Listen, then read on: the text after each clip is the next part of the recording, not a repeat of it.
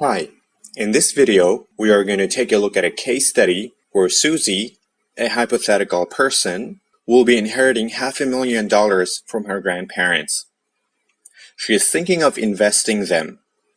Susie is wondering if she's better off lending that money to her brother, who already has a business, or putting that money into fixed deposits in a commercial bank. Susie's brother is offering her 8% annually, and the bank has a one-year fixed deposit rate of 3.2%. Based on your ideas on financial intermediation, what advantages would Susie have if she puts her money in a fixed deposit bank rather than lending it to her brother? Well, there are several issues to consider here. Regardless of whatever option she chooses, there will always be transaction costs.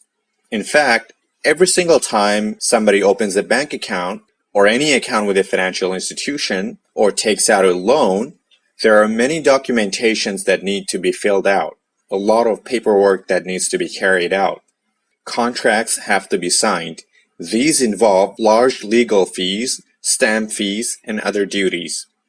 Even for something as simple as renting out an apartment or a condominium, there's a hefty percentage of agent or legal fees. So, for a small-time investor like Susie, well, I'm not really saying that $500,000 is small time, but compared to the scale at which banks operate, $500,000 is not really a whole lot of money. So anyway, for a small-time investor like Susie and her brother, these can amount to huge costs.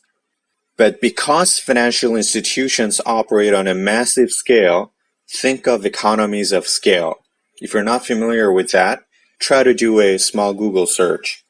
So anyway, but because banks run on a massive commercial scale, they are able to reduce these costs substantially. So in short, if you're a small-time or a retail investor, your transaction costs are going to be very high. So Susie should be careful about this aspect if she chooses to go with her brother. Now, if Susie invests the money with her brother, she's essentially putting all her eggs in one basket.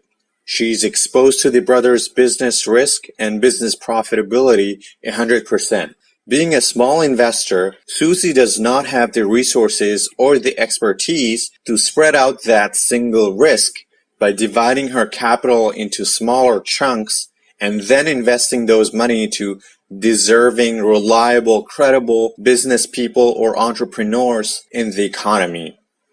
On the other hand, banks have a huge advantage here because of their size, expertise, and track record. They're able to spread their risk through a process called risk sharing. Through financial intermediaries, banks are able to borrow from many customers and as well as lending to many customers. They allow depositors to share the risk of many borrowers from default. Another important issue to consider for Susie is liquidity. Now, what is liquidity?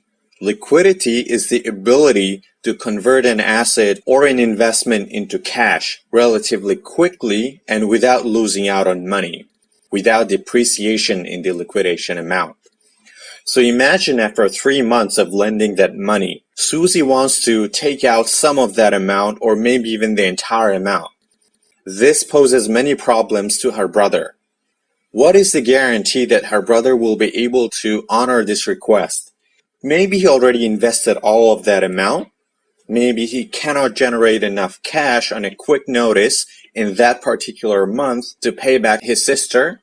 Maybe he invested that on a fixed asset like plants or equipments or leasing out for the land or the site of the factory, and he cannot easily convert that into cash.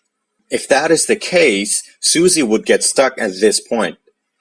Banks and financial institutions are great at managing this risk of liquidity demand. They always keep enough reserve to meet the customer's withdrawal requests. Moreover, if you're familiar with several insurance schemes, many of the deposits at financial institutions are covered by the federal government. For example, the FDIC does that for the US, PIDM does that in Malaysia. This adds an extra layer of protection which makes banks more attractive. Finally, there's the issue of risk appetite. Even after Susie accounts for all these factors that we described so far, What if she's willing to take on extra risk? Maybe she's young and adventurous, and a small 3.2% is not what she's looking for. After all, with that small amount of return, nobody's getting rich anytime soon. So maybe her brother's offer could be better for her. It's also possible that liquidity is not that much of an issue for Susie. Maybe she has a decent job which gives her a good enough cash flow from the salary she receives every month, and all her monthly needs are taken care of. She just wants her money to jump as high and as fast as possible, as quickly as possible. In such a case, withdrawal is not a concern for Susie.